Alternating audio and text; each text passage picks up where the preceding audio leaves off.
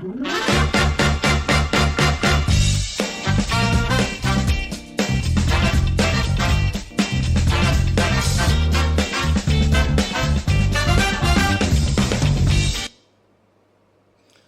est l'un des acteurs principaux de la politique du Kasaï occidental, cette ancienne province. Il a été témoin de la déconfiture et de la mégestion, entre guillemets, et il est dit dans cet ouvrage, décryptage du livre « Ma part des vérités, ce qui n'a pas été dit », donc des contre-vérités révélées dans cet ouvrage de quelques pages seulement. Je vous conseille d'aller le chercher, le trouver, les feuilleter. Et les dévorer aussi, vous pourrez faire votre propre lumière. C'est qu'a été la gestion de cette province de 2013 à 2017. Avec nous sur ce plateau, Daniel Mbaye. Bonjour et bienvenue. Bonjour monsieur le journaliste, merci de m'avoir invité. Alors je vois ici, vous êtes député honoraire du Kasaï occidental et puis du Kasaï central. Vous avez géré l'économie et les finances à l'Assemblée provinciale. Vous avez travaillé avec le gouverneur Alex Kandemo-Pompey et dans cet ouvrage, on sent en tout cas de l'acharnement sur la personne que vous aviez vous-même éjectée dans des conditions pas trop catholiques et qui s'est défendue dans son ouvrage « Ma part des vérités », mais que vous contestez. Qu'est-ce que vous poursuivez aujourd'hui en élaborant cet ouvrage ? Merci beaucoup, monsieur le journaliste. Loin de moi d'engager de polémiques avec l'ancien gouverneur. Justement, nous avons tous découvert il y a quelques semaines l'ouvrage qu'il avait publié, intitulé « Ma part de vérité ». Quand nous l'avons scruté, je l'ai lu, je t'ai cité dans cet ouvrage, condamné à sa manière. Alors, par rapport à l'histoire, parce qu'on ne peut pas quand même falsifier l'histoire, j'étais acteur, nous avons travaillé chacun dans son domaine, moi comme député, lui comme gouverneur. D'abord, j'étais vice-président de l'Assemblée, député, président de la commission ECOFIN. Nous avons travaillé ensemble, parce que vous savez, souvent les gens oublient le travail de l'Assemblée provinciale. Souvent, on est trop sympathique du gouverneur, mais on ne sait pas que ce qu'il gère ou ce qu'il fait. En amont, il y a l'Assemblée provinciale qui prépare les dossiers et puis il peut signer pour publication consort. Mais le succès lui revient. Dans l'action, souvent on trouve que l'Assemblée provinciale provoque toujours les gouverneurs de province. Mais les gens ne suivent pas, justement, au quotidien, la gestion des gouverneurs. Mais nous qui sommes avec le gouverneur, nous suivons parce que nous avons les contrôles budgétaires et les contrôles de gestion. Donc vous êtes souvent accusé à tort, parce que souvent vous êtes pointé du doigt accusateurs comme ceux qui déstabilisent les institutions en province. Tout à fait. Alors que ce que les députés font, c'est la conséquence d'une gestion antérieure. Donc on a accumulé, et à un moment là, ils mettent stop. Mais là, les gens voient seulement l'action là. Mais on ne sait pas suivre avant cette action. Qu'est-ce qui s'est passé avant? Alors si souvent maintenant on condamne sans pour autant comprendre. Alors, parce que la loi... Vous savez, si vous interrogez les textes et aussi les règlements intérieurs, les députés provinciaux, ils ont le contrôle de gestion et le contrôle budgétaire. Il y a deux contrôles. Le contrôle budgétaire et le contrôle de gestion. Et pendant cela, le contrôle budgétaire permet, on récolte les données pour pouvoir vérifier. Et ça va permettre à ce qu'on puisse faire un contrôle de gestion. Et moi, je suis président de l'ECOFIN. Quand je constate les bévues dans la gestion du gouverneur, à ma place, que je puisse fermer l'œil, demain vous me condamnez que tu as été là, tu n'avais rien fait, ou je dois agir selon ce que les textes me demandent. Alors, pourquoi aujourd'hui j'ai publié ce livre? C'est parce que le gouverneur de province, ancien gouverneur, dans son livre, il dit que la motion qu'il avait mise de côté, c'était une motion de téléguidé, truffée de beaucoup d'erreurs, et ce n'était pas vrai. Il parle d'une histoire. Quelle histoire? C'est justement sur... la centrale solaire, dans l'ENERCAS. Des tristes mémoires, parce qu'aujourd'hui, il ne fonctionne même pas. La centrale est là. Mais ça ne fonctionne pas. Ça ne fonctionne pas parce qu'à qui ça appartient? C'est ça le problème. Nous sommes partis de là. Nous avons travaillé ensemble parfaitement, en bonne collaboration. Le gouverneur de province a écrit à l'Assemblée provinciale. Si vous lisez dans le livre, là, vous allez voir que le président de l'Assemblée provinciale du Kasaï occidental, Mijimbu Chakalao, c'est lui qui préface le livre. Le gouverneur avait écrit au gouverneur pour dire que il demandait l'autorisation afin qu'il puisse emprunter 5 600 000 $ pour ériger la centrale solaire. Et là-dedans, il avait même demandé aussi d'autres fonds pour prendre, une autre dette au niveau de la BGFI Bank pour l'achat des véhicules du membre du gouvernement et des députés provinciaux, parce que ça faisait partie des arriérés des députés provinciaux à ce temps-là. Alors quand la lettre est arrivée au niveau du bureau de l'Assemblée provinciale, le président de l'Assemblée provinciale lui répond. Là, si vous, dans le livre, il y a dans les annexes. J'ai lu, mais ce qui m'intrigue un peu, pourquoi avoir autorisé pour les véhicules des députés, ça c'est autorisé rapidement, justement, et refuser cet emprunt de 3 400 000 $ à la FBN Bank, voilà, pour un projet qui doit concerner l'ensemble de la population. Pourquoi les députés ont favorisé d'abord leurs véhicules au détriment de la centrale solaire? Tout à fait. Et les véhicules, il y avait les véhicules pour le fonctionnement du membre du gouvernement. Le gouvernement provincial, les ministres n'avaient pas de véhicules, n'avaient pas de moyens de locomotion. Et les députés provinciaux, par rapport à leurs arriérés, ils ont trouvé qu'au lieu de prendre l'argent, on doit avoir des véhicules. Le président de l'Assemblée a dit, OK, ça, c'est un projet, c'est connu. Dans le texte, on voit les traces. Mais par rapport à votre, pour l'emprunt de 5 600 000 $, d'accord, mais vous nous envoyez d'abord le projet en question, selon les us et coutumes. Pour l'étudier. Pour l'étudier et voir comment est-ce qu'on peut vous donner l'autorisation. Quand la lettre est rentrée, le gouverneur n'est plus revenu sur le même dossier. Il va maintenant écrire une autre lettre, elle est toujours là-bas, où il demande maintenant au bureau de l'Assemblée qu'on puisse lui accorder, donner l'avis favorable sur les accords de coopération. Il y en avait 5. Notamment, Mégatron là, il y avait le truc de construction des petits barrages, des micro-barrages, il y avait donc différents dossiers, il y en avait 5. Alors quand c'est arrivé, c'est dans ma commission qu'on a versé ce travail-là. Nous avons étudié, nous avons dit non. Le gouverneur lui-même est venu pour nous donner les explications. Nous avons dit, mais par rapport à ces différents projets, vous dites que non, comment ça va être financé? Il dit non, ce n'est pas la province qui va financer, ça sera en BOT, ça veut dire les différents partenaires viendront construire et ils vont se faire rembourser dans la gestion de leur projet. Néanmoins, quand ils auront fini à se rembourser, l'ouvrage ou les infrastructures vont rester pour la province. Nous avons dit, mais là, c'est une bonne chose parce que nous, on ne dépense rien, on nous amène les fonds et nous allons bénéficier des infrastructures. Nous avons donné les avis favorables à tous ces projets-là. Et vous dites qu'il les a utilisés malicieusement pour aller tromper la vigilance de la banque. Parmi les 5, il va prendre un avis favorable de 5 600 sur Mégatron. Lui va maintenant aller avec cet avis-là au niveau de la FBN Bank, l'ancienne BIC Bank. Alors, il arrive à ce niveau-là. Il leur donne l'avis favorable. Il leur dit que l'Assemblée provinciale m'a donné l'autorisation. Vous allez voir, la lettre est là-bas. Alors, nous, l'Assemblée n'était pas informée parce que pour nous, les gens amenaient, nos partenaires amenaient leur argent et ils venaient construire. Vraiment, on n'était pas informés. Comment j'ai su le dossier? Un jour, nous sommes en train de débattre du budget. Je remarque sur les recettes de la province.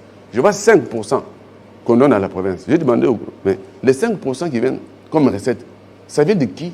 Quelle est la source de cette recette? Faut pas, parce que les recettes doivent être sûres. Il ne faut pas mettre des choses aléatoires. Mais cette recette vient de qui? C'est comment? C'est un don, c'est quoi? Le gouverneur dira qu'un opérateur économique sud-africain donne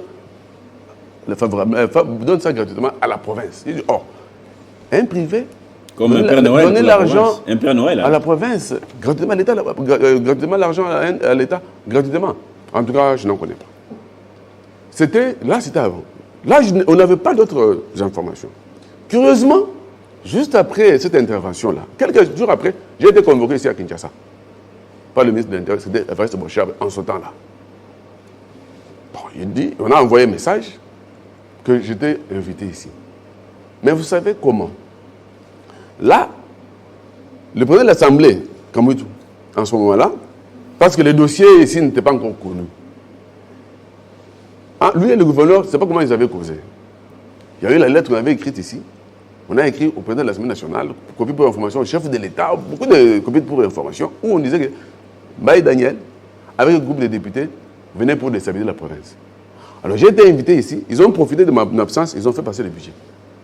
Parce que j'avais posé le problème de ces 5% là. Là, je n'avais aucune information sur l'histoire de Mégatron. C'est-à-dire, quelques membres du bureau étaient dans les cours. Non, les membres du bureau n'étaient pas. Le gouverneur avait demandé, c'est pas comment on leur avait dit. Ils ne connaissaient pas ce dossier. C'est quand je suis reçu ici, je vois dans la lettre une copie pour information à un individu dont j'étais le nom. J'ai dit au ministre de l'Intérieur, mais comment on peut réserver copie à ce monsieur dans cette lettre? Qu'est-ce qu'il est dans? Oh, mais comment aussi? On l'a évité. Il est venu dans le bureau du vice-premier ministre de l'Intérieur de ce là, devant le vice-ministre de l'Intérieur, devant le premier vice-premier ministre de l'Intérieur, c'était Varès Bochap. Nous avons discuté avec ces messieurs. Alors, le ministre de l'Intérieur trouvait que non, il y avait un problème. Il lui a demandé d'appeler le gouverneur et le président de l'Assemblée pour leur dire s'ils ne veulent pas travailler, qu'ils démissionnent. Là, il n'y avait encore rien. Daniel va rentrer. Quand je rentre, je trouve dans ma commission, les budgets étaient déjà passés. Bon, il n'y avait aucune problème. Je dis, bon, c'est normal. Les hommes passent, les décisions restent. C'est par après que j'ai compris que ce dossier-là était lié à ce problème que j'ai découvert par la suite. Alors, quand nous devions, l'Assemblée provinciale, on devait passer pour faire la reddition des comptes. Bon, je ne sais pas par quelle magie la banque, FBN Bank, bon, nos plénières sont publiques, n'est-ce pas? Ça passe dans les chaînes de télévision et radio. La banque a écrit maintenant à l'Assemblée pour dire, parce que nous avons posé le problème de la dette intérieure de la province. J'ai dit, mais la province a été scindée. On a donné des actifs, on s'est partagé. Mais les passifs, la dette intérieure est de combien pour cette province aujourd'hui? La dette du Conseil occidental, est-ce qu'elle a été éclatée? J'ai demandé, c'était au service des finances du gouverneur, quand ils sont venus au niveau de la réduction des comptes, montrez-nous d'abord la dette intérieure. Et c'est à ce niveau-là, ils ont commencé à balbutier. Pour cacher les 3 400 000. Oui. Maintenant, les sous-gestionnaires de crédit, le mandataire, les autres qui étaient dans la commission, ils étaient devant la commission. J'ai dit, est-ce qu'on peut avoir d'abord notre dette intérieure de combien? Et quand ils ont commencé à balbutier, nous avons pris les documents, je vois cette histoire de 3 400 000 $. J'ai dit, oh, mais cette histoire de 3 millions ici, c'est quoi justement? C'est alors qu'ils se sont dit, non, ça c'est les politiques, vous les politiques, nous sommes des techniciens, nous n'avons rien à dire là-dessus. Alors, pour évoluer, Alex Kandé a touché cet argent, 3 400 000 $, au niveau de la part de cette banque. Oui, mais je voulais... Il en a fait quoi? Un élément d'abord. Allez-y. Par rapport à l'avis favorable, quand il a présenté ça à la banque a donné les 3 400 000 $ à la province. Parce que, dans les lettres, vous allez voir, la banque, les garanties présentées au niveau de la banque, ce sont la rétrocession, les différentes ressources de la province qui étaient placées au niveau de la banque comme garantie. La banque va sortir cet argent-là. Mais quand vous regardez dans l'avis favorable, là, quand l'Assemblée provinciale donne l'autorisation, c'est là que les bas blessent. Lui a dit que non, l'Assemblée provinciale va donner l'autorisation. Nous avons dit non. Ça, c'est un avis favorable qui n'a pas la même procédure avec l'autorisation. L'article 40 de la loi 08/012 est clair. Dans l'autorisation, on mentionne le nom de la banque. Banque telle, le montant autant, à donner à telle. Ça s'appelle province. Donc, mais dans l'avis favorable, là, il n'y a rien, c'est un chèque en blanc. Donc l'ancien gouverneur a roulé cette banque avant de toucher cet argent. Non, mais la banque, oui, la banque, vous savez, nous avons une tradition. Nous avons eu à faire ça dans le passé avec le gouvernement provincial de Trésor Kapukungoy. Il avait demandé $1 million au niveau de la BCDC. La banque a dit à l'Assemblée que ce soit bien d'abord dans le budget, que l'Assemblée ait mis dans le budget, comme ça. Et aussi la banque. J'ai lu ça dans. On a envoyé même le gérant de la banque. J'ai lu ça dans votre ouvrage. Le gérant est passé pour. Il est passé même pour vous donner des explications. Voilà, au niveau de l'Assemblée. Au cours d'une plénière. Maintenant, parce que là, tout ça c'est le passé. Oui. Et maintenant, cet argent a servi à quoi? Et aujourd'hui, cette centrale, à qui elle appartient et pourquoi il ne fonctionne pas? Parce que la vie des Kananga, notamment, est toujours dans l'obscurité. Justement, dans l'ouvrage du gouverneur, il dit que l'Assemblée avait donné l'autorisation, ils ont pris l'argent, il a créé les NERCAC, c'était les NERCOC en ce temps-là, puis les NERCAC au niveau de quand il y a eu session. Et si vous lisez dans son ouvrage, et dans mon ouvrage aussi, vous allez voir comment est-ce que lui, dans son ouvrage, les parts des associés, il a écrit Mégatron, qui avait amené 2 400 000 $, qui a 80%, il y a des apparentés au CAC 7 qui ont presque 20%. Et la province, qu'est-ce qu'ils disent? Ils ont 15%. La province n'a que 5% gratuit. Ce qu'il appelle une donne gratuit. Mais quand vous regardez dans cette histoire-là, la parcelle du gouverneur, donc la centrale est dans la parcelle du gouverneur de province. Et la banque réclame les 3 400 000 avec intérêt moratoire. Nous sommes à 4 491 000 $. Aujourd'hui. Aujourd'hui. Donc l'argent n'a pas encore été remboursé. Non. Jusqu'à ces jours. Non, jusqu'à ce que nous avons. Parce que si la banque n'a pas continué à mettre les intérêts moratoires, c'est parce que l'Assemblée provinciale, en ce temps, quand nous avons écrit, nous avons demandé à la banque, nous avons écrit au niveau du ministère du Budget, pour bloquer que les intérêts ne puissent plus être produits. On est resté, depuis ce temps-là, à 4 491 000 $. Si jamais il n'y avait pas eu cette intervention-là, aujourd'hui, je ne sais pas si on devait être à combien. Donc, on est à 4 491 000 $ que la banque réclame à la province. Mais le gouverneur dit que non, la dette a été, selon lui, que la dette a été délocalisée, ça peut commencer, ce n'était plus la province, c'est NRCAS comme société mixte. Alors, pourquoi c'est... Oui, ceux qui animent aujourd'hui l'Assemblée provinciale ne savent pas mettre la lumière sur les dossiers. Parce que ça continue, vous dites que la dette existe encore, les 4 millions 900. 4 millions 491. 491, voilà, c'est beaucoup d'argent pour la province. Tout à fait. Qui n'a pas assez de ressources. Bon. Pourquoi on ne met pas la lumière? Et Alex Kandé lui-même, dans votre ouvrage, vous dites qu'il a été non seulement déchu, mais traduit en justice. Justement. Et où est-ce qu'on en est aujourd'hui? Oui, votre première préoccupation, si dans mon ouvrage, je clarifie ce que lui a écrit, parce que dans son ouvrage, il essaie c'est presque de invectiver les députés provinciaux, de montrer comment on a été trop léger, tout ça, et aussi dire qu'ils ont donné l'autorisation pour que je prenne l'argent, mais après, ils ont commencé à... selon ce qu'il a qualifié. La banque continue à réclamer l'argent à la province, parce que pour la banque, c'est la province qui a sa dette.